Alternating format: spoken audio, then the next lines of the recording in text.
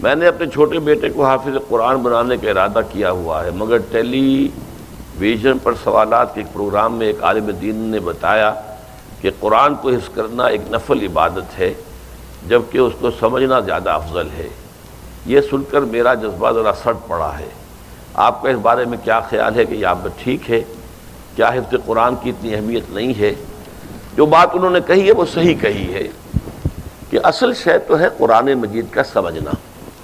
حفظ قرآن جو ہے ایک اضافی ایک نفل شے ہے، فرض تو ظاہر باتیں نہیں ہے، قطعاً نہیں ہے، فرض تو کوئی بھی شخص نہیں کہتا کہ فرض ہے یہ،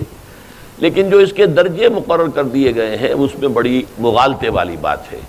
اس لیے کہ حضور کے زمانے میں حافظ وہ کہلاتا تھا۔ میرا جو کتاب چاہے مسلمانوں پر قرآن مجید کے حقوق، اس میں میں نے وہ حدیث بھی درج کی ہوئی ہے، صحابہ کا قول، کہ ہم حافظ اس کو سمجھتے تھے کہ جس کے ایک تو حفظ قرآن اس کے ذہن میں محافظے میں موجود ہوتا تھا، قرآن کا علم اس کے دماغ میں محفوظ ہوتا تھا، قرآن کا عمل اس کے پورے وجود میں محفوظ ہوتا تھا، وہ حافظ کہلاتا تھا۔ اب یہ صرف الفاظ یاد ہیں، نہ اس کا مفہوم پتہ ہے، وہ تو جیسے ٹیپ چل رہی ہے، اس ٹیپ کو کیا پتہ کہ میرے اوپر کیا لکھا ہوا ہے، وہ لکھا ہوا ہے دوسرے سن رہے ہیں سن لیں، تو یہ تو حفظ نہیں ہے، یہ تو ہمارے ہاں بس ایک رواج پڑ گیا ہے۔ اور بہرحال ایک زمانے میں اس کی اہمیت بھی تھی کہ قرآن مجید کی حفاظت کا ذریعہ اللہ نے اس کو بنایا، اس لیے کہ